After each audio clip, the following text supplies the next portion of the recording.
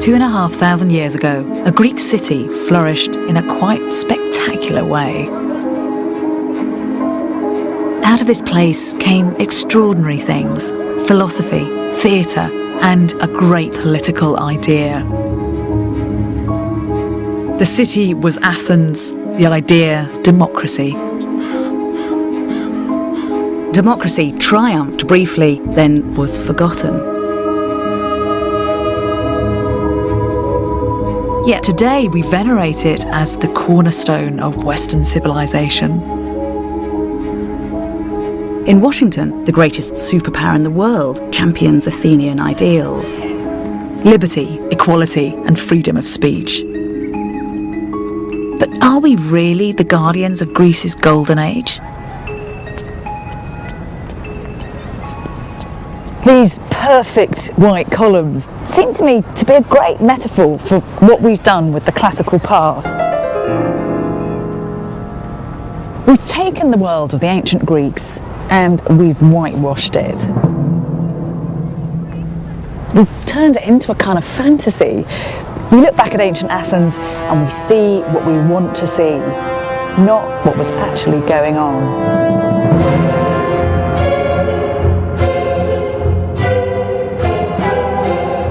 I'm going back to ancient Athens. To dig deeper, to look at the grit as well as the glory, and to discover the true story of democracy.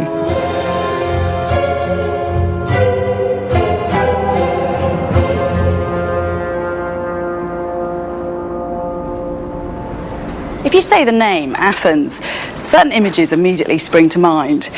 A beautiful Greek vase, enlightened philosophers, the Parthenon. This is a place that we cherish as the first free and equal society, a good, solid basis for our story of democracy.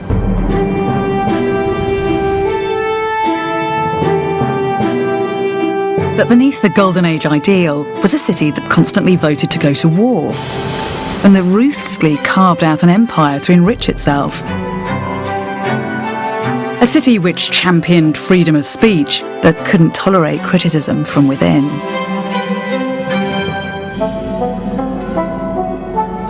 And now's the perfect time to dissect the idealised picture of Athenian democracy, because so much has recently been discovered that casts new light on what actually happened here in the Golden Age.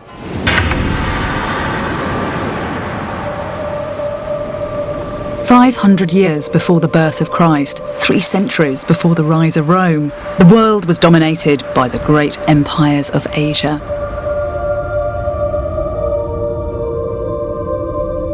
Europe remained the province of primitive tribes. But this world order stood on the brink of cataclysmic change.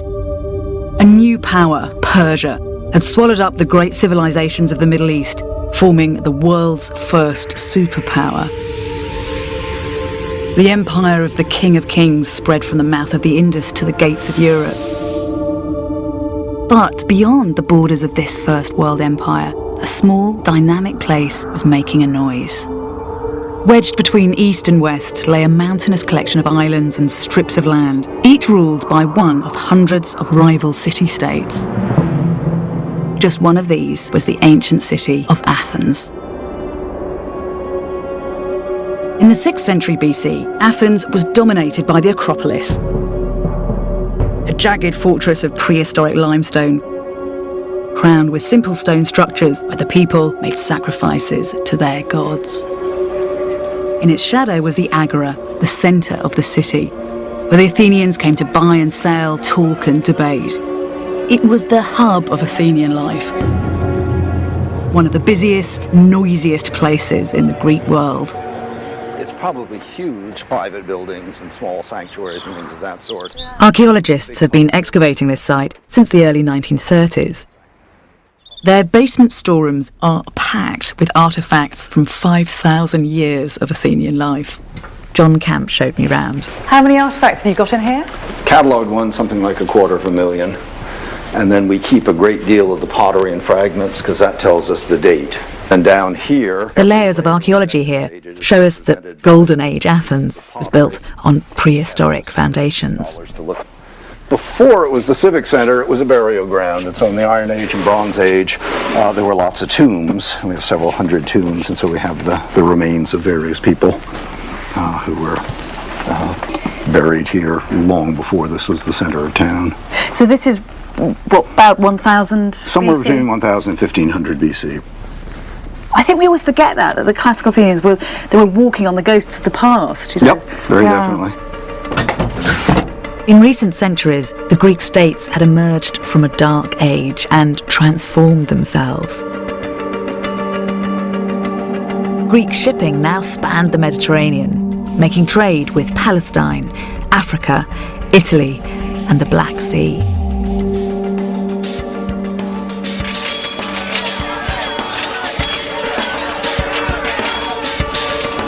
These were warrior societies, but the Greeks didn't go in for individual heroics, they fought as one. In massed ranks of soldiers called hoplites, they protected one another with their shields. All across the Greek world, populist military dictators, tyrants, backed by these citizen armies, grabbed power from traditional elites. Ironic that in Athens, the path to democracy was smoothed by tyranny. Tyrannos is a Near Eastern word, which initially referred to relatively benign rulers who were sometimes even supporters of the common people. But as time went by, the Greek tyrants started to live up to the name as we understand it. From the 5th century BC to the present day, tyrant has become synonymous with an abuse of power. By the end of the 6th century, Athens could no longer tolerate the vindictive regime of the tyrants. They were expelled by a group of aristocrats who began fighting amongst themselves. It was this conflict that would help spark democracy. On the one side, Isagoras, backed by Athens' rivals Sparta. On the other was Clístenes, who desperately needed a tactic to counter his enemy's military muscle. Clístenes came up with a shocking plan. He appealed to the mob, the rabble, hoi polloi as they're called in Greek. The historian Herodotus tells us that Clístenes welcomed into his faction the ordinary people. If you are a member of the elite, you thought the people were not the people as a whole. It's the masses, it's the unwashed masses, the mob. Democracy was power of the poor people over the rich. Now hope was stalking the streets of Athens. The people had tasted power, and although power is relatively easy to hand out, it is almost impossible to take away. When the aristocrats tried to impose their power, the people rioted and stormed the Acropolis. They overthrew their rulers, and without knowing it or planning it, democracy was born. What had begun as one man's solution to a problem would turn in the next 50 years into a completely new system of government. No one knew that what had been invented was the first direct democracy.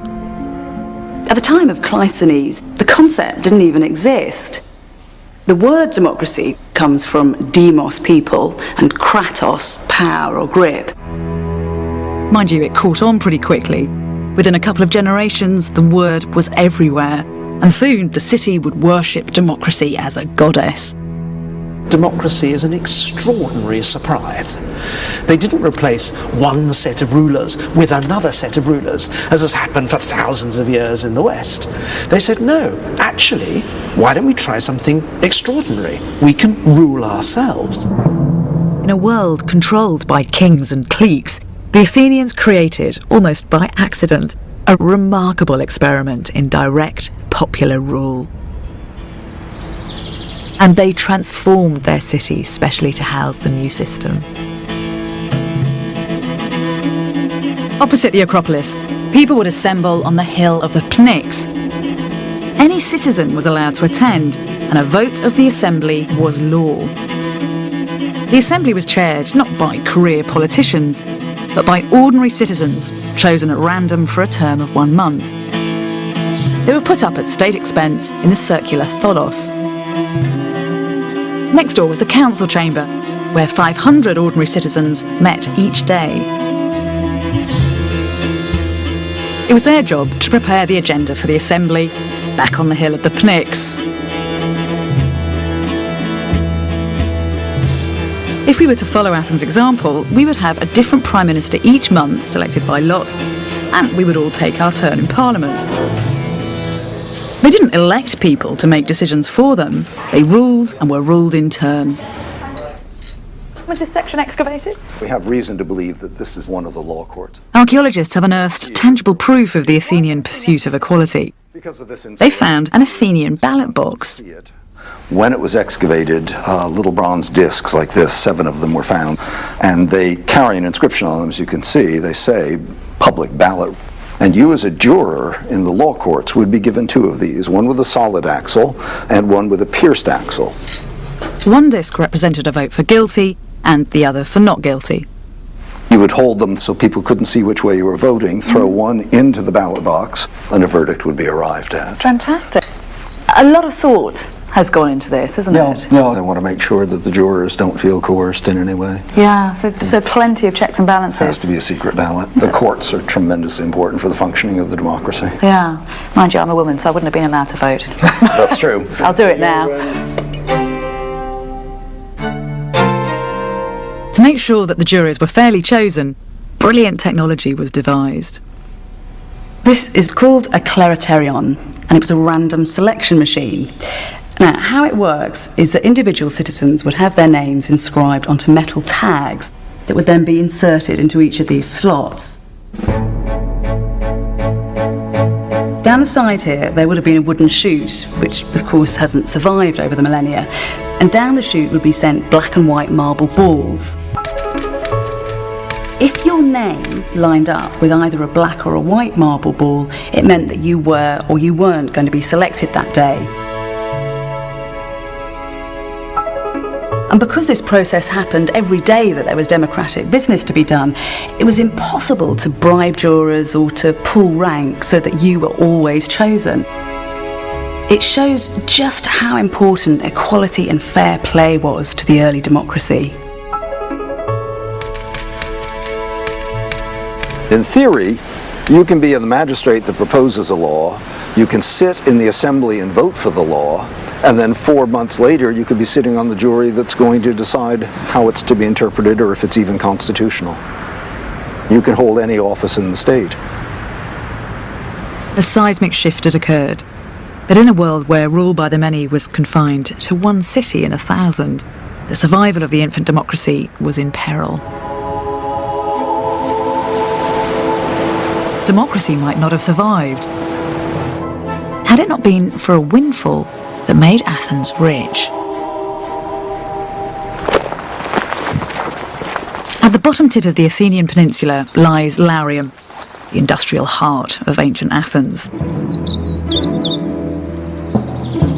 Even today, the landscape is littered with the spoil of hundreds of abandoned mine shafts.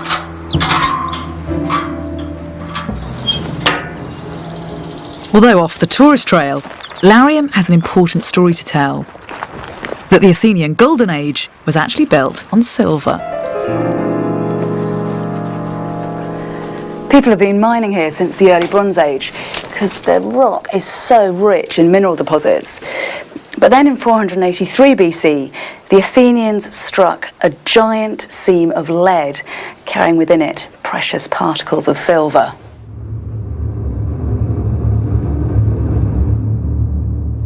Overnight, democratic Athens was filthy rich.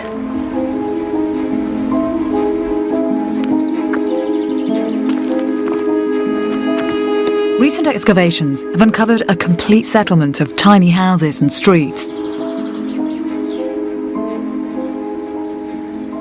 The conditions here are pretty cramped, but actually it's not that different from other towns and villages of the period. What makes this place different is that. This building has just been identified by some archaeologists as the remains of a watchtower. The living quarters surrounding the tower were not occupied by citizens, but by slaves. Seems the Athenians wanted to keep their slaves under 24-hour surveillance. And it's no surprise they were jumpy. We are talking massive numbers. As many as 1 in 3 of the people who lived in Athens were slaves. The Athenians could be such vigorous democrats because they had someone else to do their dirty work for them.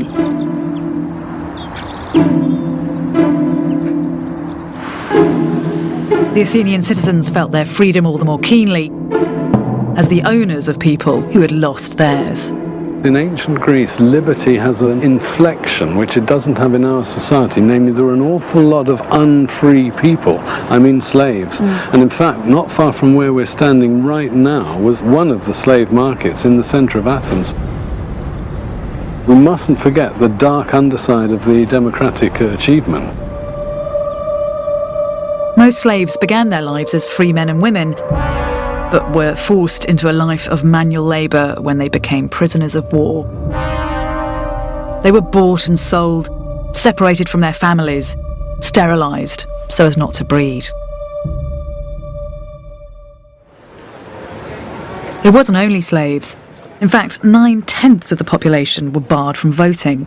There was an age restriction, and it wasn't enough to be born in Athens. Both your father and your mother had to be born there too. And of the remaining free Athenians, half, like me, were automatically disqualified. Women weren't just unequal, they were believed to be demonic, possessed by daimones, spirits. They needed to be controlled, visibly restricted.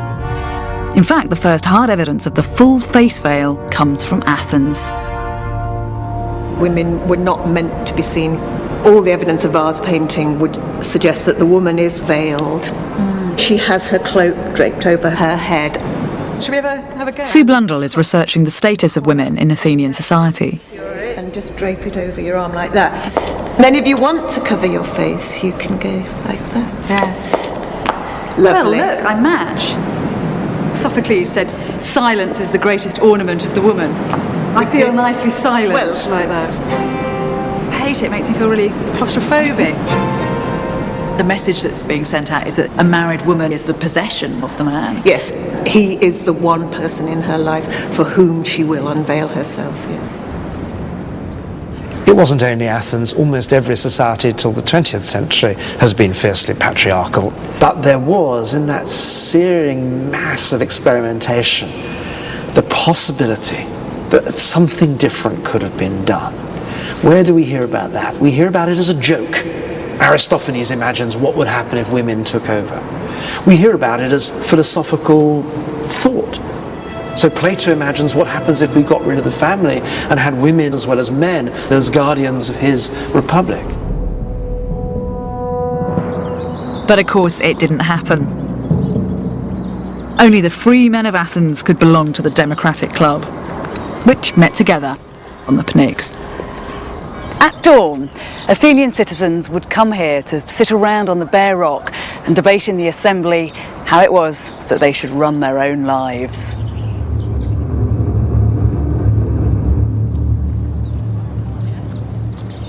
So we're going to do an experiment in Greek democracy. So who's for? The purpose of life for an ordinary human being in Athens was political life. And who's against? It's absolutely unparalleled in world history. So the motion's carried. And every Mogens Hansen is a world authority on Athenian democracy and how it works in practice.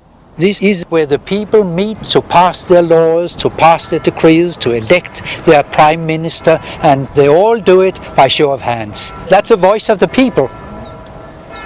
The Athenians believed the name Pnyx was derived from the adjective pyknos, which means crowded or densely packed.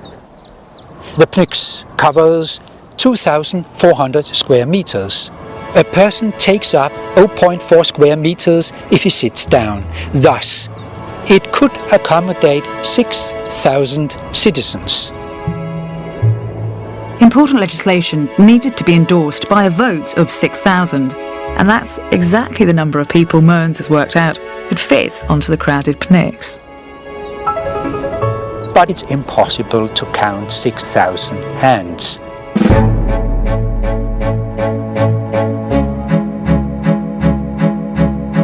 Mearns went to the cantons of Switzerland, where they guesstimate the vote.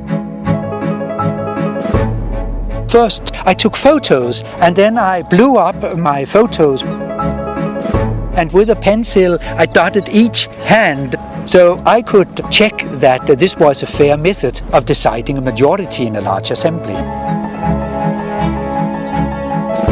You think this is their way of doing it? Yes, it is. Aristotle shows that they did the same in Athens. Just think of the hubbub of the assembly. 6,000 men here together. Shoemakers sitting next to nobles, and all debating issues which directly affected their lives. Heralds kept order, and there was a police force of slaves nearby if things got out of hand. But we're told that if the crowd really disliked one man's argument, they would shout him down until the roar reached to the skies. So seriously did Athenians take being a player in democracy that they called people who didn't participate idiotes, which gives us our word, idiot. Athenians actually had a word for politicians, and it was orator. People who were specially practiced and skilled in addressing large crowds. So you can get one orator to stand up against another, and in that way the people can choose. It's very important that you always have more than one voice. This young woman is called Peitho, persuasion. The Athenians worshipped her as a goddess. They bestowed great honours on her in the hope that she in return would give them the gift of a fine speaking voice, sweet words, and a 5th century talent for spin. In 483 BC, the Citizen Assembly had a weighty decision to make. What to do with the flood of silver pouring in from the mines? Now, there's nothing like a discussion of how to spend a fortune to get the creative juices flowing. And one day, in 483 BC, a man called Themistocles stood up with a brave and far-sighted plan.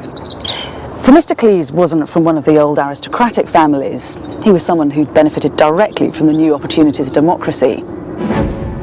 He was hungry, and he had the verve and focus of a man freshly empowered.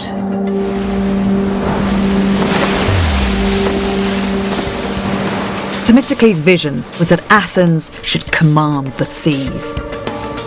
Persian power was a threat to Athens' existence. Themistocles was well aware that they'd already invaded Greek lands. To everyone's surprise, the Athenians defeated a massive army at Marathon. Although the Persians retreated, Themistocles knew that it was only a matter of time before Persia's King Xerxes returned to settle old scores. He was intent this time Athens would take her enemies on at sea. Athenians needed a brand new fleet of warships, not a tax break, he argued in the assembly. It's a tribute to Themistocles' powers of persuasion and to the acumen of the assembly that they approved his strategy. Over the next 3 years, the Athenians would build themselves a fleet of over 200 triremes. This was a fundamental shift in the way the Athenians made war. Triremes would be the new weapon of democracy. The word trireme means 3 oars. Rowers were arranged in 3 banks, one above the other. It's faster, it's more deadly than any warship that had been used before. This is the technology that the Athenians have to master in order to defeat the largest navy in the world, the Persian navy. Triremes offered the perfect balance of speed and weight. They're highly manoeuvrable with twin rudders. Athens was already a democracy. It's no accident they mastered this form of warfare. The Greeks associated the word techne, our technology, with the triremes, and that is the great Athenian strength, playing to technology, playing to innovation. There would have been about 170 oarsmen on a boat like this. Most of them would have been packed down here. You can just imagine what the atmosphere would have been like. Very cramped, very sweaty. And then as you rowed, your face smacks up into the back of the man in front of you. But the situation here forced a feeling of community. And because these things were the engines of the fleet, you knew that your muscle counted. The trireme is so perfect, it's hard to think of a better symbol of Athens and its democracy. The development of the fleet has remarkable political consequences, and I think the Athenians knew it. We know that upper-class Athenians were hostile to developing the fleet, and it's perhaps because they saw what was coming. Once you had a fleet, Athenian power would rest on the shoulders of the poorest people in society. The military power of Athens depended on the fleet, and so the political power followed it inevitably, and Athens became more of a real democracy.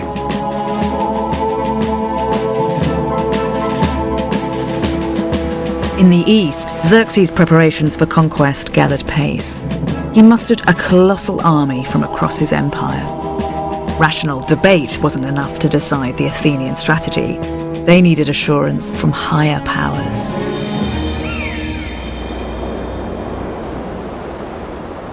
A 100 miles northwest of Athens in Delphi lies the sacred oracle of Apollo.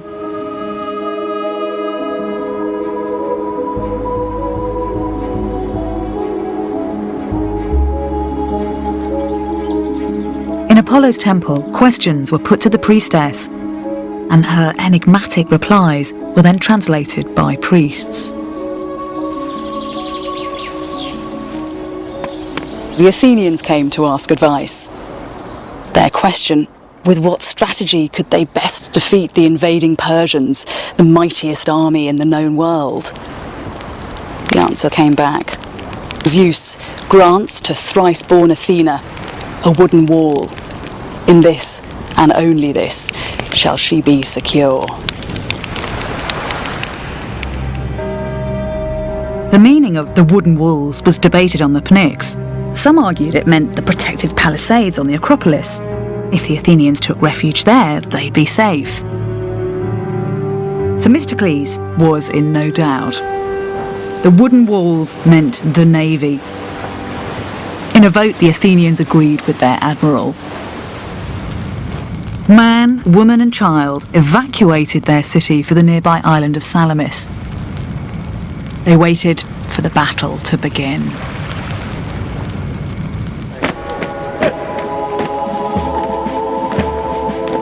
In September 480, the Persian army entered Athens, hungry for revenge. Xerxes found the whole territory deserted. The Persians razed the Acropolis to the ground, stole its treasures, and torched whatever was left. These deformed statues, blistered and buckled, provide vivid evidence of the terrible fires that raged on the Acropolis. All the Athenians could do was watch as their city burned. They waited with their Greek allies on the nearby island of Salamis. The key was to get the Persians to fight where the Athenians wanted a battle. The only way to do that was to trick them. Themistocles sent a message to the Persians saying his men were deserting. Were the Persians to enter the straits by dawn, they could capture his fleet without a fight. He was gambling the Persians would believe him and row straight into a trap. At dawn on the 25th of September, the Persian ships filed into the narrow waters. The modern Greek navy has a base at Salamis. Captain Cosmas Christides studied the battle while training to be an officer. Welcome on board, Captain. He's used his intimate knowledge of the Straits to bring new evidence to the textbook history. Here, you can see now, there is where the battle took place. Yeah. On the right side, there were the Greeks. On the left side, the Persian.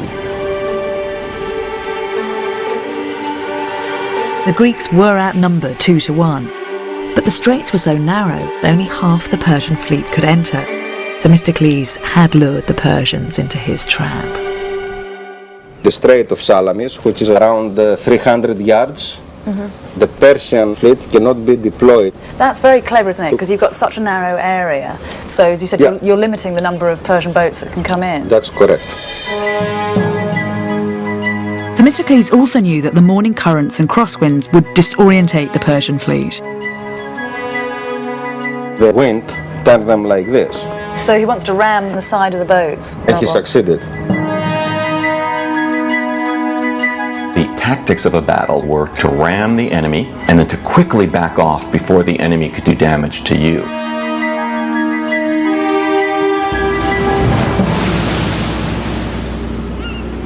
The Athenians faced the best part of the Persian fleet, and they defeat them. The remaining Persian ships turn to flee. So what results is just an enormous and remarkably bloody traffic jam. It's a massacre. The blood in the water, men being speared like tuna fish. And it goes on all day.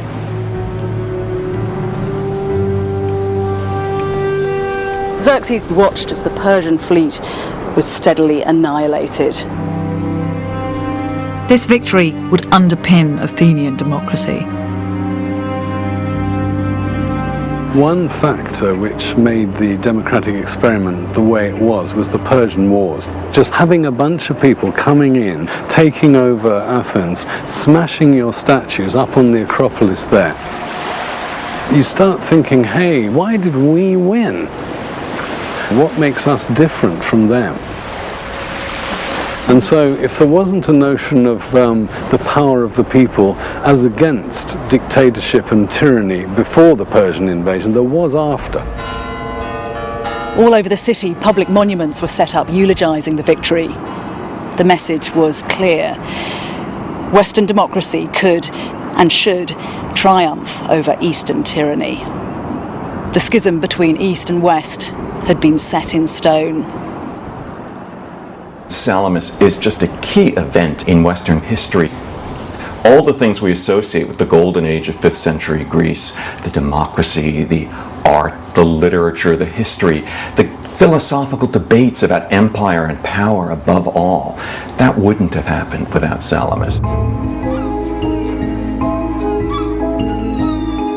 Having triumphed decisively over tyranny, democratic Athens set its sights on building an empire. They understood that once the Persians pulled out of the Aegean, that the Aegean would be a power vacuum, and that if the Greeks didn't move in, the Persians would come back. The Athenians simply couldn't allow that to happen.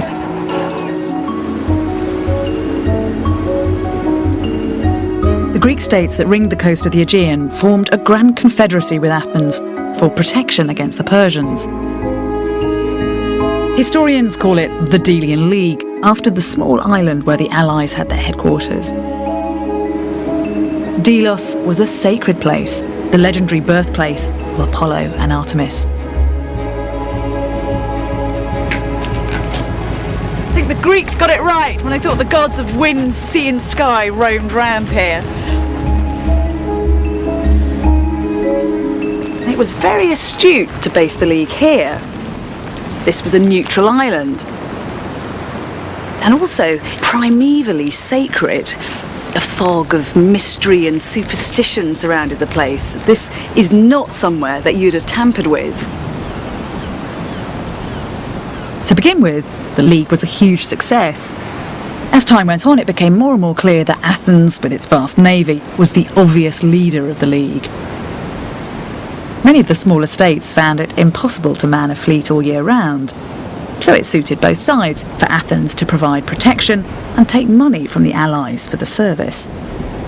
To celebrate the foundation of the League, this temple to Apollo was built, and in it, a massive treasury where all the League's cash could be stored.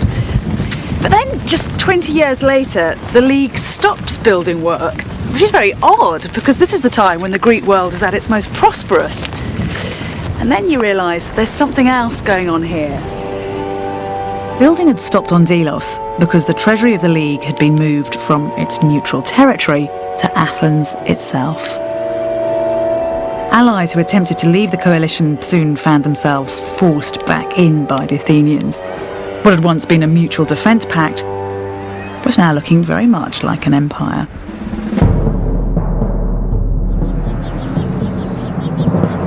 But what was behind Athens' new thirst for imperial power? Democratic imperialism may be down to something as basic as the need for grain. Grain is the oil of the ancient world.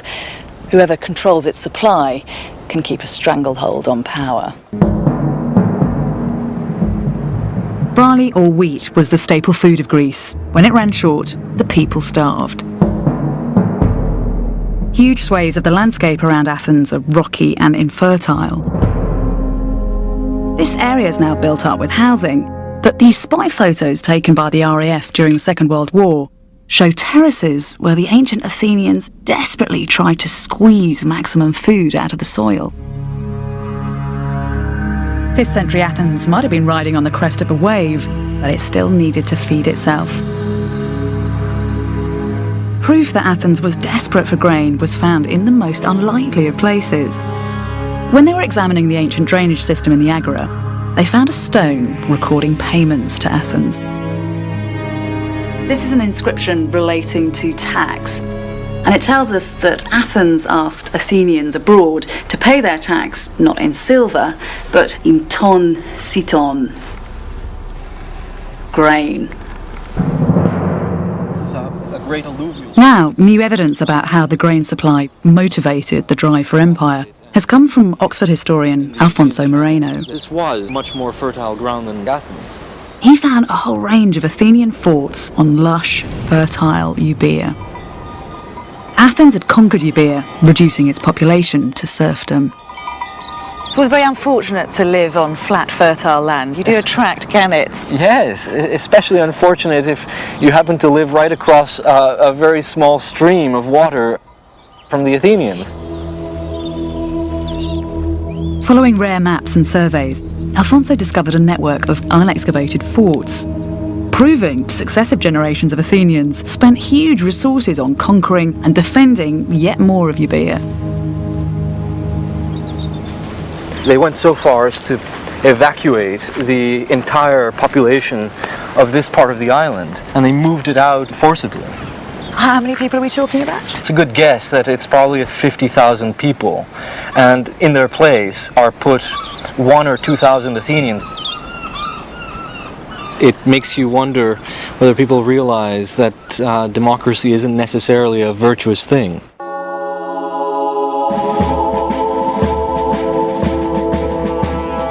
This stone stele represents the monumental might of the Athenian Empire. You can see that all over the stone surface there are closely carved inscriptions listing the places that owed tribute money to Athens, from Palestine to the Black Sea. It's an incomplete jigsaw puzzle now, but it represents a continuous flood of money pouring into the Athenian coffers up on the Acropolis. The domination of Euboea and the aggressive imperial project was the policy of Athens' most powerful aristocrat, Heracles. He was the darling of the people. Thucydides wrote of him that during his leadership, Athens was in name a democracy, but in fact under the rule of one man. Heracles was following on a long tradition of competition to deliver to the people of Athens ever larger prizes. And Euboea was just the largest, the latest example of that. It's a sobering thought, isn't it? The aristocrat standing on bits of coastline like this, looking out across the sea and wondering where it is that they can lay their hands on next. You know, I think that's more or less precisely what they did. This was a kind of competition. It was, in many ways, the transferal of the archaic ideal that you see in the Olympic Games to a political arena. And democracy was the ultimate way of playing a competitive game with other members of the elite. And the people derived great riches from the invasions, the feats of the aristocratic prowess of their leaders. First they had the silver mines, and now they had an empire. Democratic Athenians had more money than they could spend. Pericles used the surplus in a brash new way to create for the people a symbol of their own imperial glory. In 447 BC, work began on the defining symbol of ancient Greece, the Parthenon. The modest temple of Athena that had lain in ruins since the Persian invasion was rebuilt on an epic scale. It was the ultimate expression of Pericles' vision. For 15 years, citizens, slaves and foreigners laboured side by side to construct one of the most celebrated buildings in history. But the million tourists who visit each year find a site covered in scaffolding and cranes. The restoration is giving new insight into the original construction.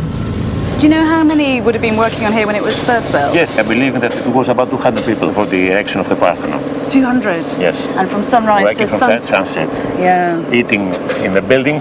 We found between the members, we found bones from chicken and shells. Seashells? So, yes, seashells. Fantastic. They are sitting over there, looking the view, fantastic, and eating upstairs. That's brilliant, so having kind of shellfish picnic while they build the Parthenon. The Parthenon was adorned with reliefs, including those supreme aristocrats, the Athenian cavalry. It was the biggest temple in Greece. Every powerful city or state wants to express his strength. I think this is an appearance of that. Yeah, a monument to power. Yes. Well, the Parthenon is always called a temple. What people forget is it was primarily a bank. It was a place in which we put money, treasures, and it wasn't used for any religious ritual that we know. Not only does it put its money and treasures there, but it was built out of money from the empire.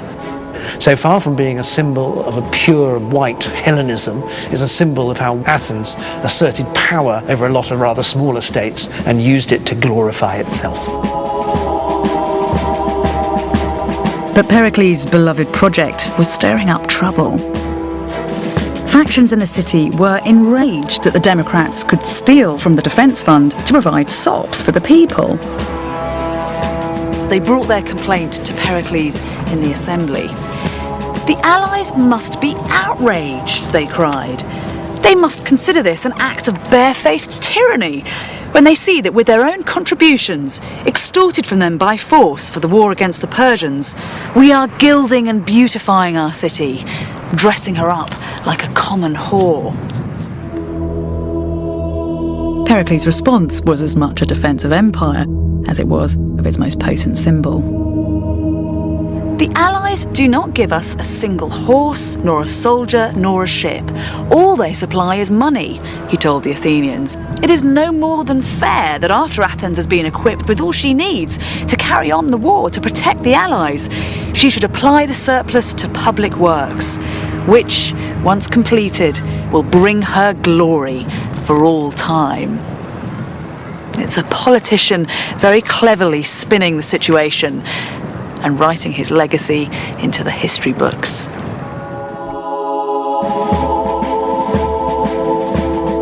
Athens drove her imperial project ever further. Those that resisted were punished, men, women and children massacred. It is the nature of man, Athenians said, to take power wherever he can. The strong do what they like, and the weak accept what they have to accept. In the name of democracy, they pursued an aggressive foreign policy which set them on a collision course with their rival city-states. In 432 BC, the Athenians found themselves confronted with an enemy they could not overpower. The ancient world's most formidable military force, Sparta. It was an irony worthy of Greek tragedy that Sparta, virtually a totalitarian state, now claimed to be the liberator of Greece from the tyranny of Athens, the world's first democracy. Pericles had taken Athens into a disastrous war, yet he appears to have been brilliant at persuading his citizens that they were dying for a higher cause.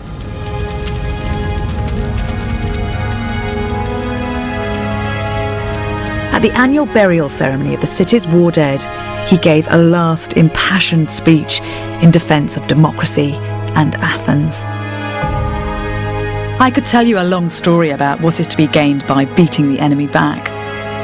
What I would prefer is that you should fix your eyes every day on the greatness of Athens.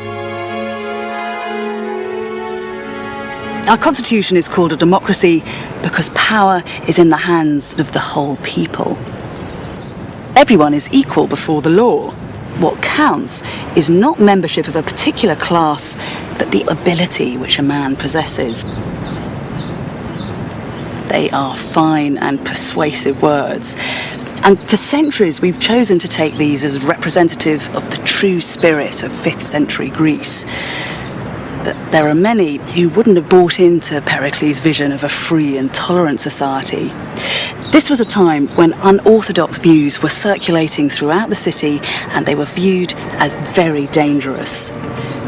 Democratic Athens was beginning to fracture. The evidence for how the breakup occurred is only now emerging.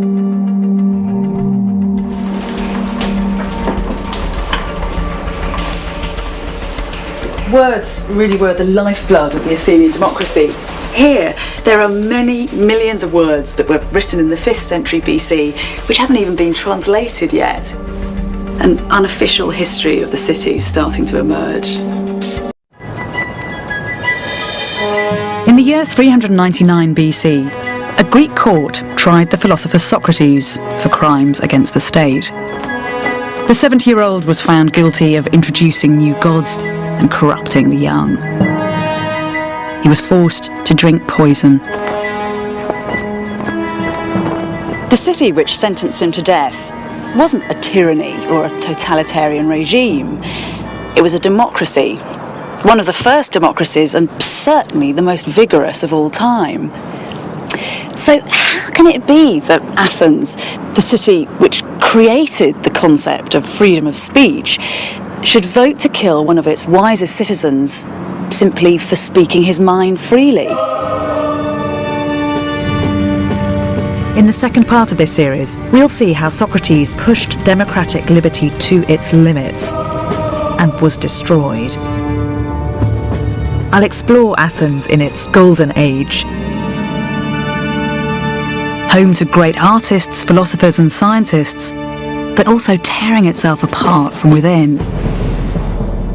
Could it be the very things that made democratic Athens great also held the seeds of its destruction?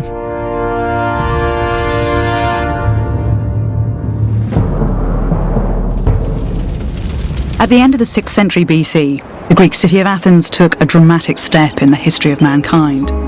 The aristocracy handed over power to the people. They said, why don't we try something extraordinary? We can rule ourselves.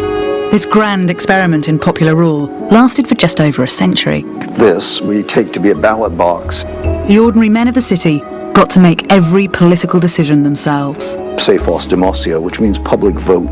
It's absolutely unparalleled in world history. 5th century Athens is the place where most of our central ideas are put in place. Our ideas of Western culture, words like democracy, like theatre, and the whole principles of the legal system.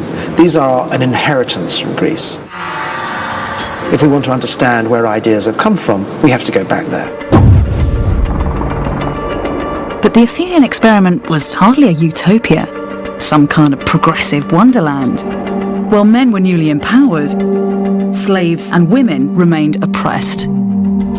All the evidence of vase paintings suggests that the woman is veiled in that she has her cloak draped over her head. The Athenian Democrats repeatedly voted to go to war.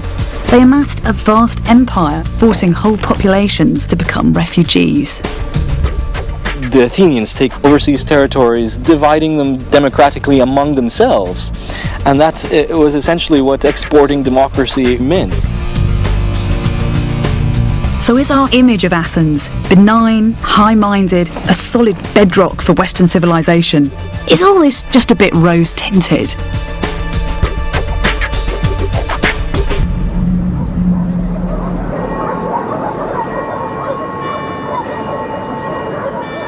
In 438 BC, the Parthenon was finally completed, and Athens was flying high. The Athenian democracy had amassed the largest empire Greece had ever seen. Over 150 states from North Africa to the Crimea handed over vast sums to the Athenian treasury, which paid for a navy which roamed the seas unopposed.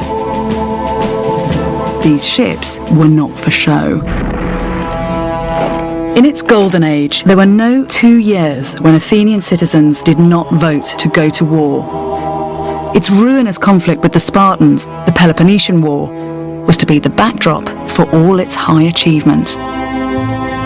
This war is such an abysmal milestone in the history of civilization. Massacres, killing all the males, enslaving the women and children. This becomes standard practice in the Peloponnesian War. This is a new and terrible mode of warfare for the Greeks. But amongst all this conflict, from every corner of the empire, a stream of artists, architects and philosophers flooded into the city, bringing with them new experiences, new ideas. There's a real sea change in how people thought about what they were doing. Instead of just doing what we were doing before, we could now think about it, and that led to experimentation. And that idea that you could experiment is what makes democracy and the Enlightenment go together, that sense of ceaseless experimentation and thought.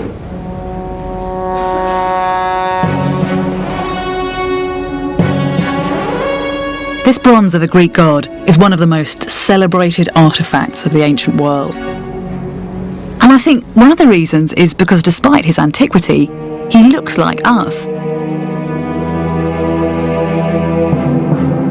The stiff and formal figures that the Greeks had learnt from the artists of Egypt began to disappear, as a more realistic style emerged. It's been called the Greek miracle, but there's new evidence to suggest that the change in style was accompanied by an innovative technique, casting from life. Nobody has ever got it to look quite so lifelike. I think if you then put some clay just around it. Sculptor Nigel Constant believes they used live models. So you think that in the workshops of the famous sculptors of the day, they had models and they covered them in plaster in order to get a cast from life, is that right? That's right. In high classical times, they were using life cast. There's no other explanation. Why do you think it is that the experts don't want to believe your theory? Well, I think nearly everyone regards him as the greatest sculptors ever. And to show that it was arrived at by this rather simple method, it's painful. Nigel's been sculpting for 40 years, and when he studied the soles of the feet of the 5th century bronzes, he recognised the telltale signs of a sculptor's trick, something many art historians had missed. In all the Greek bronzes that have survived, you get the sole of the foot distorted by pressure of the body on the foot. They're very naturalistic, not at all the way somebody would carve. There's only one way you can get that, and that is casting. Live human models were copied in plaster. We will take this mould off assemble that and we pour wax in. The important thing is this bit here. The shapes of the toes show weight upon it. Do you think that why they're doing it is because they are trying to achieve absolute human perfection? Yes, I think so. Although it looks a bit disgusting. In Athens, experimentation wasn't only limited to the arts. This is the place where some of our most fundamental scientific theories were debated and honed. Natural philosophers wanted to explore the basic matter of the universe. The invention of the optical microscope was over 2,000 years away. And yet without the microscope, the Greeks came up with the idea of an irreducibly small particle, and they gave it a name meaning indivisible, atomos, atom. It's just astonishing to me that they were able to think in that really abstract way. Things like what is matter made of, and the idea of atoms. Of course, it's taken us until the last decade or so until we could actually isolate and visualize individual atoms as we can here. Scientifically, that's difficult to do. It's completely cutting edge. It's right at the limit of what we can technologically do today. At last, atoms can be seen in the light of a laser, in a vacuum. The Greeks couldn't see atoms, but they could imagine them. To come up with the ideas in the first place, that's the power of Greek thought. To have the ideas that there are out there laws of nature that we could perhaps discover by doing experiments and thinking about them, rather than just saying, well, this happens, this apple falls to the ground when I drop it because God says so, or there's some God which is putting the stars in the sky. They made a pretty good estimate of the distance to the moon, but they even were thinking about how far away the stars must be. While art and science pushed ahead, the most radical advances were being made in pure thought. No one personifies the breakthrough in ideas more than Socrates, the most influential philosopher in the Western world. Born the son of a midwife and a stonemason, Socrates was in most respects a completely ordinary Athenian citizen. He served in the infantry, took his turn as a city official. He didn't write great works or open a philosophical school. But he did gain influence with aristocrats, whose sons competed for entry to his circle. Socrates was a fantastically original thinker. Central to his view of the world was the idea that each man should pursue his individual path to truth and to the good life. In fact, a lot of Socrates' ideas struck right at the heart of confident, ballsy, democratic Athens. He kept on asking these really irritating questions like, does wealth really make you happy? In an open society, why do we keep on needing to build city walls? Much of what Socrates had to say was simply not what the bulk of Athenians wanted to hear. He must have cut a strange figure in a city that made a cult of the beautiful, famously ugly. He rarely washed or wore shoes. He'd have been a familiar sight, striding along in his threadbare cloak, surrounded by bright young men, eager to hear his novel ideas. When he met anyone who was renowned as an expert, he set about asking them questions, and in the process invented an entirely new method of rational inquiry. Do you know what the difference is between good and evil? Yes, goodness is what the gods love, and evil is what they hate. But there are different gods. They don't always agree. That's true. So they love and hate different things. Yes. That would mean that some things were both loved and hated by the gods. So some things are both good and evil. I suppose it would. Well then, it looks like you haven't really answered my questions, have you? No. For most of the people he went up to, he asked questions that made them feel humiliated, ignorant, and uncomfortable. He famously said, "The unexamined life is not worth living." Socrates' method of philosophy may seem familiar to us, but at the time it was breathtakingly new. It laid the foundation of our belief that all things can be questioned. But it would earn him as many enemies as friends. Socrates' unsettling questions were to trouble not merely its citizens, but Athenian democracy itself. The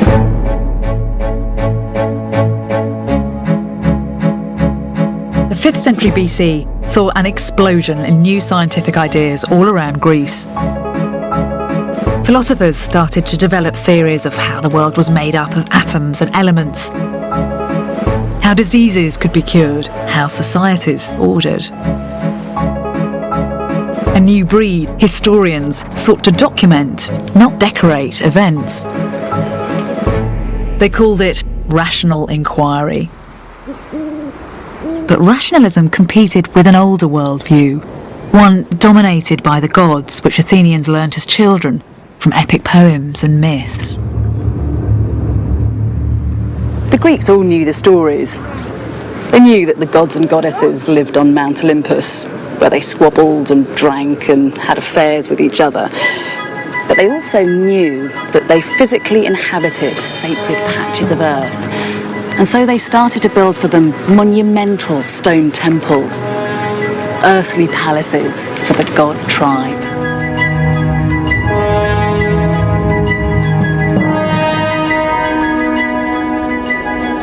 At the time, even wealthy men lived in mud brick structures. The spirit world was honoured with opulence, for religion was supreme.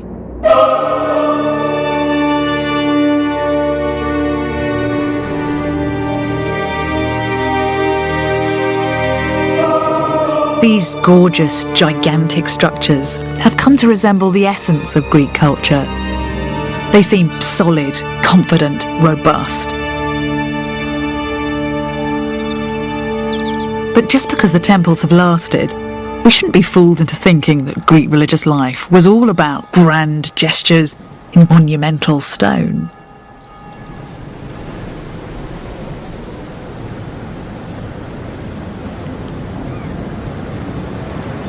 In one way, you get a better sense of the real ritual experience of the Athenians if you come down here late at night. This whole side of the rock was dedicated to the goddess Aphrodite, and men and women would continually come here to leave offerings in specially carved niches. During one festival, young virgins would clamber down through the rock of the Acropolis itself, down this staircase, which was carved back in the Bronze Age. They carried, what we were told, were baskets of unspeakable offerings. And they would stay here all night to worship the goddess.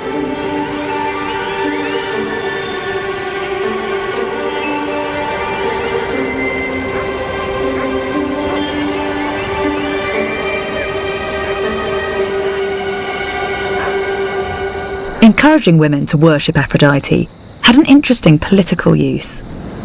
Aphrodite is the goddess of sexual love, but she's also the goddess of persuasion and harmony. In a political system where there were so many players, each with vested interests, harmony was vital. And by worshipping Aphrodite, it was thought that women could entice this cosmic glue out of the goddess. In ancient Greek, there is no separate word for religion. Ritual was just part and parcel of everyday life and the political process. Gods and demigods were thought to walk the streets and be around every corner. But unfortunately, these were often malevolent spirits who demanded appeasement. Recent excavations show that black magic, too, was at the heart of the Greeks' famously just and rational judicial system.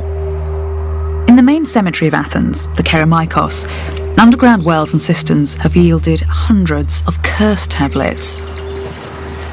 This poor chap's had his hands tied behind his back and he's been sealed in a lead coffin. And we know his name because on the lid of the coffin there's a very crude inscription that reads Mnesimachos and all his cronies in the legal case. So whoever commissioned this was prosecuting Mnesimachos and hoped that by creating this thing he could appropriate some kind of supernatural power so that the outcome of the law case was favourable to him. There are many of these things. So clearly this kind of magic was an unofficial but an integral part of the Athenian judicial system. Scholars have often struggled with Greek religion. It doesn't square easily with the Athens they wanted to see, that was sophisticated and rational. Athens might have been a democracy, but it had emerged from an archaic world of multiple gods and primordial rituals. For the Athenians, there was one particular festival they cherished, which fostered a sense of togetherness. It was known as the Mysteries. The ritual started with a procession from the Kerameikos cemetery all along the sacred way. For years, it's been virtually impossible to work out what went on, because this was a mystery religion, and initiates to the cult were bound by an oath of silence. The secret rituals promised hope of a happy afterlife. The men and women arrived at Eleusis in time for the nocturnal celebrations. You have to try to imagine what it must have been like for them to be here. Approaching the sanctuary, they passed a cave, which was thought to be the entrance to the underworld itself. Hades, the god of the underworld, had raped and abducted the goddess Demeter's daughter, Persephone. The ritual torch procession was to console the goddess for the loss of her child. Demeter could have her daughter back, but only for 8 months of the year. The myth was an allegory for the cycle of nature, the death of crops in the autumn and their magical rebirth in the spring. To the initiates, it must also have meant a promise of their own rebirth after death. There'd been the smell of smoke from thousands of pine torches. Then you arrived here at the gates to the sanctuary. In fact, you can see how heavy they were from these ruts, where the doors were dragged open so that the thousands of cult followers could make their way into the sacred space. Athens jealously guarded admission to the mysteries, and the citizens of wartime opponents were excluded. Those who revealed the secret rites risked the death penalty. Any attempt to divulge the secrets of the cult was considered an attack on democracy itself.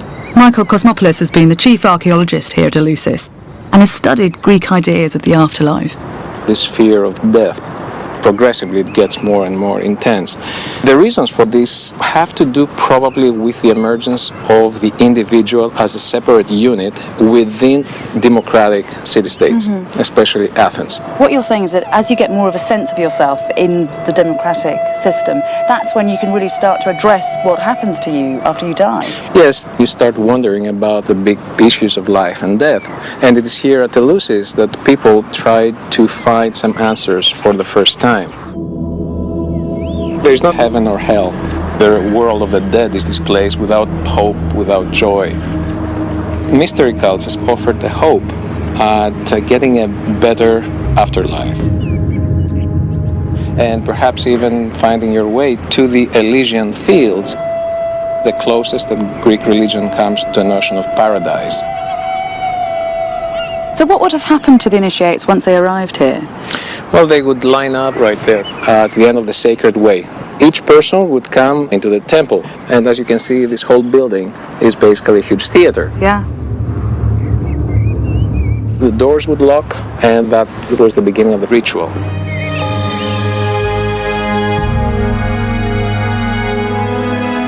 Most scholars agree it was a reenactment of the actual myth of the abduction of Persephone by Hades and her final reunion with her mother Demeter. When we watch a play or a movie, we identify with the personalities. Persephone has gone to the underworld and she has returned. It's like your best friend has defeated death. Therefore, you draw strength and courage from that victory, so you don't fear death. This was as close as the Greeks would come to virtual reality, in the sense that they would simulate death in ritual. Like us, the Athenians struggled with insoluble moral debates, and they chose to play these out in public and invented a new art form in order to do so. Drama gives us an insight into what the Greeks thought about life overall, because they lived their lives in a very strict, logical, well-structured society. And when you live in that kind of society, some of your passions and feelings are suppressed. So by celebrating, they were allowed to have an outlet for these passions and feelings that they suppressed for the rest of the year. The dramas dealt with horrific extremes of behaviour, sons raping mothers, brothers and sisters making love, mothers eating their children. All the dreadful potential of man was laid bare here. And a constant theme was the pursuit of power. Playwrights made it quite clear that even a democracy couldn't quench the ambitions of ruthless individuals. At almost exactly the same moment as the creation of democracy, something radical happened. One man stepped out of the chorus to take centre stage. One actor became two, two became three. Drama was born. I think it's better than religion. I think tragedy is one of the great inventions of all time. At Delphi, the poet Tony Harrison explains his take on Greek tragedy. Just as some people need religion to answer the questions of what we suffer from, it was an important part of their politics, their culture, their debate. Certainly they don't separate art and culture in the way that we do. It's something to do in the evening. The theatrical performances were during the day, weren't they? Very important to remember that they were done in the full light of day. They brought these things to the light of day, Stophos, to the light. If you're in the darkness, how could you bear such dark subject matter? The tragedies, most of them are written at the time of the Peloponnesian War. Are we seeing any of that terrible, real historical time reflected back into the drama? Well, we do get terrible stories of war in, for example, Euripides' Hecuba. In the play, the Greeks are debating whether to sacrifice a young girl to glorify the dead warrior Achilles. The people who were most eloquent in debating for sacrificing her are Athenians, so undermining their own democracy by having a democratic act to kill an innocent. Yeah, and it can be a true horror of democracy that the mass of people can vote for something which is appalling. What followed after was will clash and conflict, welling and surging through the whole summoned army, some for the sacrifice and others against. The sons of Theseus, both bred in Athens, made separate speeches, but were of the same mind, that the grave mound of Achilles be given its crown of glory, a fresh gore garland from a green girl. It's all the language of democratic voting used to sacrifice an innocent girl. The same language you needed for the persuasion in the law courts and the assembly. At the end of the war, I think when I was 8, I saw a terrible film of them bulldozing bodies in Belsen, and it really went into my soul, and I thought, well, how can you find ways to express the terrors of our own time? And then I discovered this great theatre of light and this style to express darkness. And I always think of, when I'm here in Delphi, I always go and touch these stones down here on the polygonal wall, because that for me is a metaphor for tragedy. It was built with all these strange shapes that when the earthquake came, they would lock. They wouldn't fall down like regular bricks. They would lock together more tightly. And this for me is like the verse of tragedy containing and surviving the earthquake of dark emotion. Because those blocks have all they're inscribed. And they're inscribed. The wonderful thing is that you can see letters joining them together. And I always think it's really the words that hold everything up.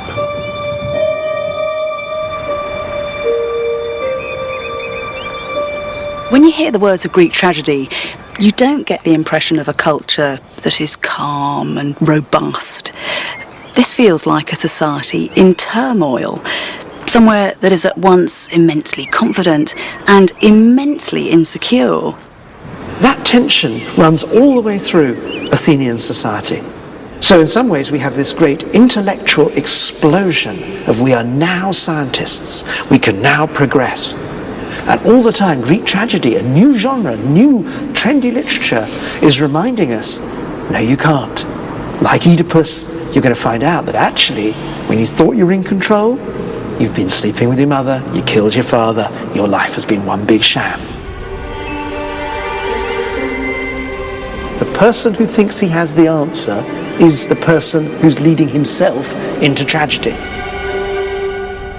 And now Athens too was courting tragedy. 5th century Athens was transforming herself. But new ideas were setting her on a collision course with tradition. While builders were widening this road, they came across something they were not expecting to find. 3 aristocratic graves in pristine condition. When archaeologists came here the next day to investigate, they were astounded. They described this tomb as being suffocatingly full of artefacts. There was gold and bronze and alabaster perfume jars. But in fact, it was up here on the top of the tomb, in the charred remains of the funeral pyre, that the greatest treasure would appear.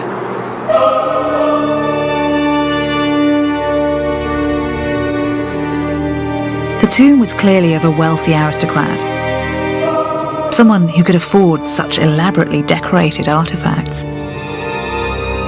Amongst the riches of the tombs, the fragments of burnt papyrus turned out to be the oldest surviving book in Europe. These words have been burnt, scattered on top of a tomb and buried in the earth for 2,400 years. So it is close to miraculous that they've survived at all. In this little fragment here, we learn that Zeus has raped his mother, who then goes on to give birth to Aphrodite. So you can just see Aphrodite. The scrolls took years to decipher, but ideas contained in the writing presented a remarkable puzzle. Dirk Obbing was the first scholar outside Greece to see the scrolls. At the Oxford Papyrology Institute, he uses spectral scanning to decipher the text using different wavelengths of light. When we took it down deep in the infrared spectrum, most of the color disappears, but you get great contrast between the dark background and only slightly darker ink. An entire line of writing was produced. That section was so dark that to the naked eye, it wasn't even read. It shows what multispectral imaging is able to do with a difficult-to-read text. The Duvani papyrus presented special problems because it had been rolled up in a scroll. But as with the Dead Sea Scrolls, it's taken a long time just to figure out what author was talking about. The author is commenting on a religious text. He tells us we shouldn't understand the myths literally, but interpret them scientifically. The author gives an analysis of a piece of religious poetry, but he thinks it mustn't be taken literally, it has to be taken allegorically, and when he analyzes it, he's presenting the view that it's actually an account of the creation of the world in terms of the current theory of molecular science, which is a truly extraordinary mode of interpretation.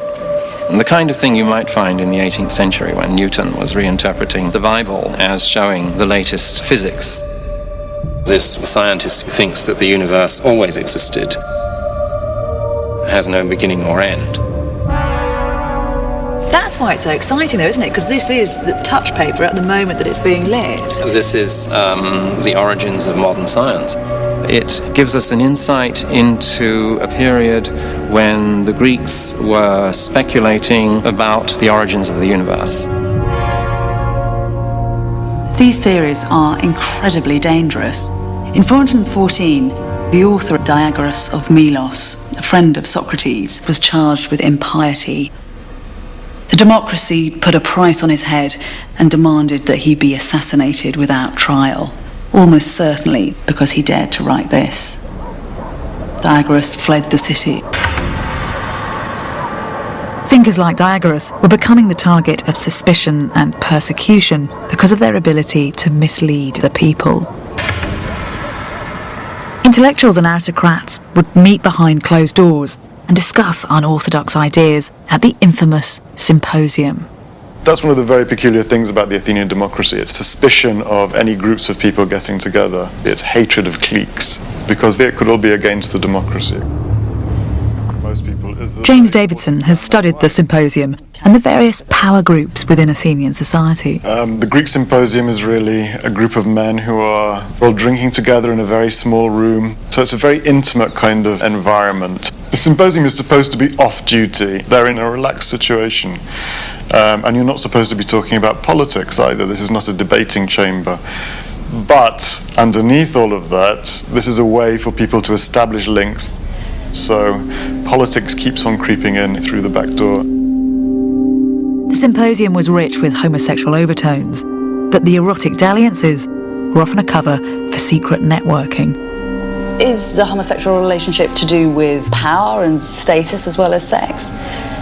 I think it's more to do with male bonding. I know that sounds fairly obvious, but we very often find that there's a great anxiety about how the beloved is really in it for a political position, when the admara is really in it to have a little client or a little agent who will help him. It was at the symposium that Socrates drank with and inspired the most powerful of the aristocrats. He was the dazzling young general Alcibiades. The fame of an Olympic victory had propelled him into the limelight. Overnight, he'd become Athens' most charismatic and influential politician. At exactly this time, Plato tells us, Socrates and Alcibiades were to be found together at a famous symposium. Socrates reveals to Alcibiades and the other guests the mysteries of love. It's a clever adaptation of the mysteries of Eleusis. Its language, which mixes religion and science, is reminiscent of the Devani papyrus. The ideas appeared radical. Alcibiades and others were engaged in private celebrations that seemed to some people to be actually mocking the Eleusinian mysteries. And the Devani papyrus could also well have been seen in some circles to have been mocking or trying to displace the traditional mysteries. But what had remained in private was about to erupt in public and shatter the career of Alcibiades and the fortunes of Athens. In 415, Alcibiades was riding a wave of public popularity. He persuaded the Athenians to enlarge the empire and conquer Sicily.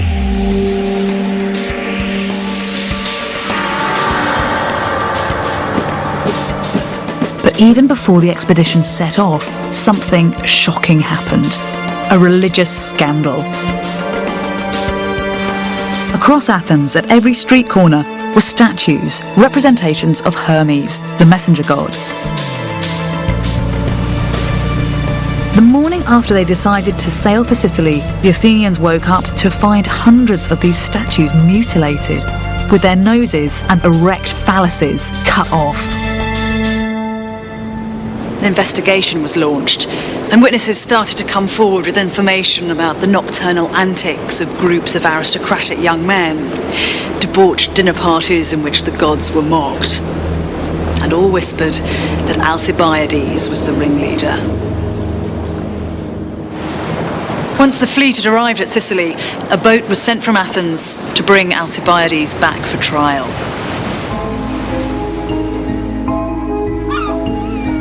But Alcibiades escaped. He was now in Sparta, advising the enemy on how to defeat Athens. Now, that really was a bad omen. When it came to assaults on their religion, the Athenians were in a very ugly mood. They started a witch hunt. Of course, first, for the people who had smashed the statues, but secondly for people who had been alleged to parody the Eleusinian mysteries. And the Athenians revoked the prohibition on citizens being tortured, and a lot of people were tortured and executed. It was a truly terrible time in the city. Things were looking very bad for Socrates. His most famous protege had become a national pariah, and all around him his fellow intellectuals were being brought to trial.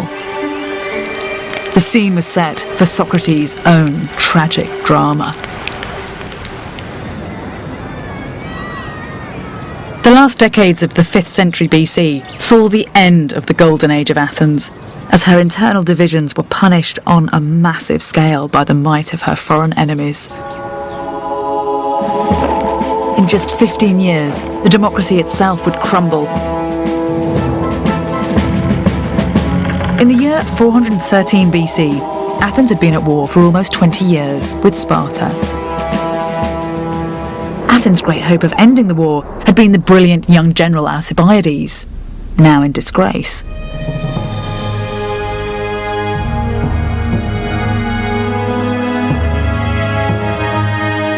Two years after the voyage to Sicily, the Athenian force, shorn of its greatest general, found itself trapped in the harbour at Syracuse. Her enemies closed in. The Athenians were annihilated.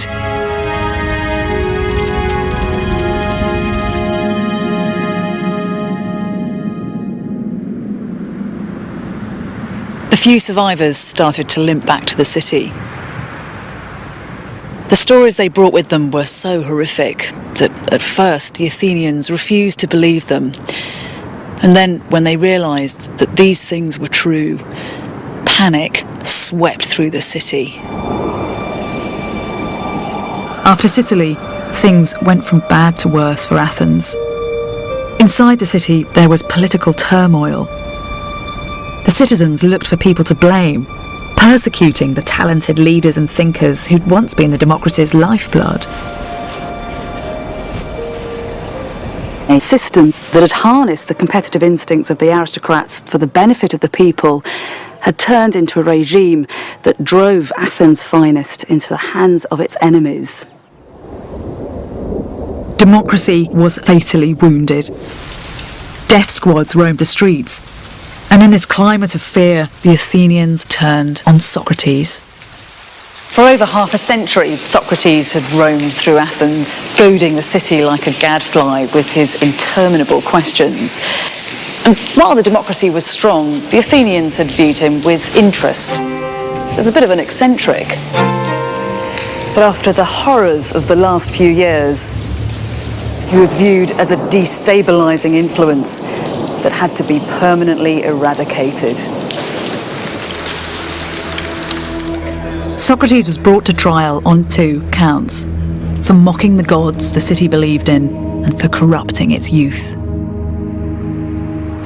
A couple of Socrates' former pupils turned out to be traitors and anti-democrats, and so they saddled Socrates with the responsibility for that. The Athenians always believed that people should be held responsible for whatever views they expressed. The accusations were put to him in the Agora, where he was summoned to appear before the chief magistrate. The quarter is now severed by the Athens metro. According to Plato, Socrates says he has to stop taking part in the dialogues because he has to go to this building here in order to answer the charge. John Camp's been excavating the Agora for nearly 40 years. How would it have been organised here, and who would have been involved? Well, the Athenians are very litigious people, so the courts would have met frequently, and there were lots of them. And they took huge manpower because the smallest Athenian jury is 201, 501 is common, 1,501 if they really wanted to. It was very loud and very noisy and very crowded all the time. The trial of Socrates was a most extraordinary occasion. Socrates was utterly uncompromising. The thing I'm not going to do, he says, is to give up philosophizing, to give up talking to people, asking people what it is that they believe in. clearly there was quite a lot of heckling. Plato reports that Socrates scorned his accusers. They fall back on the stock charges against any seeker of wisdom, that he teaches his pupils about things in the heavens and below the earth, to disbelieve in the gods, and to make the weaker argument defeat the stronger. They would be very loath, I fancy, to admit the truth, which is that they are pretending to knowledge, when in fact they are entirely ignorant. He refused throughout to respect the court. Asked to suggest a punishment when the jurors might well have accepted exile, he answered, "Free meals for life, the traditional reward for sporting heroes." He'd always told them the truth, what was good for them, and therefore they ought to thank him. And that's not quite how they saw it. And so when he suggested he should be treated as the equivalent of an Olympic victor, which was the most heroic human being around, that didn't go down well. As it was, more jurors voted yes, he should be executed than had voted yes, he's guilty. Some changed their minds, in other words.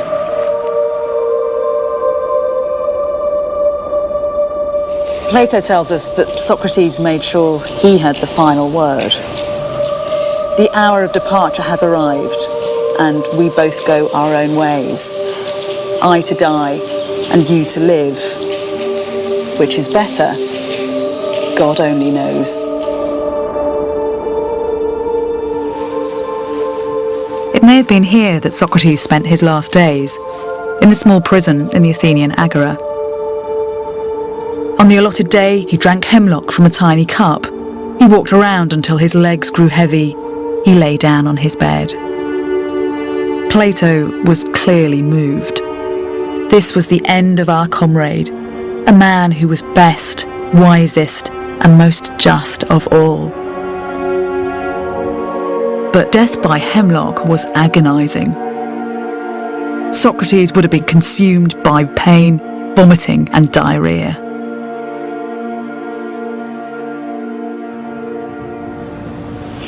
Almost immediately, the Athenians regretted what they'd done.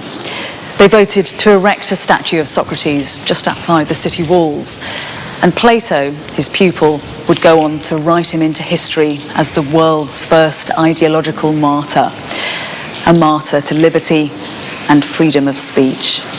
He told the Athenians things they didn't want to hear about themselves, and he refused to make any concessions. That's, of course, one of the reasons he's so admirable. But also one of the reasons he was executed. Socrates was seen as the educator of tyrants. It would be better to think of him perhaps in those terms as somebody giving a hate speech in a mosque. Would we allow free speech under such terms? Teachers have responsibility. They should live up to the responsibility. And Socrates certainly was productive of some of the most dangerous men in Athens in the 5th and 4th century. And one should never forget that his most important pupil, Plato, was the theorist to whom Stalin turned and Hitler turned in order to justify their totalitarian state. There is something of a blackness in that philosophy. Socrates questioned the wisdom of mass rule. He allied himself to the gung-ho conservative aristocrats. He was, in many ways, anti-democratic. But at the same time, his questions liberated mankind. He was a pioneer in a movement which had begun to reach beyond the confines of religion and ask questions about how the world was made and what the role of humans was within that world. Democracy could tolerate many things, but not a direct challenge to democracy itself. By questioning the gods, Socrates had undermined the shared value system upon which Democracia depended. The paradox is that these radical ideas developed precisely because Athenian democracy allowed free speech. Direct Athenian democracy only lasted for 150 years. Although we uphold it as the pillar of our civilization, in fact, the West has spent much of its history rejecting it as a political model. The story of Athens goes past part of the way to explain why. Democracy is hard work. It is demanding and flawed and volatile. For 3 generations, Athens had been phenomenally successful. The citizens of the polis had lived through one of the most radical and innovative histories of the world. Yes, it was fickle and inconsistent and sometimes vindictive, but we have to admit to ourselves that those are the hallmarks of an open society. If you empower people, you sign up to a life of uncertainty and change. And nowhere demonstrates that better than the bloody and brilliant place that was democratic Athens.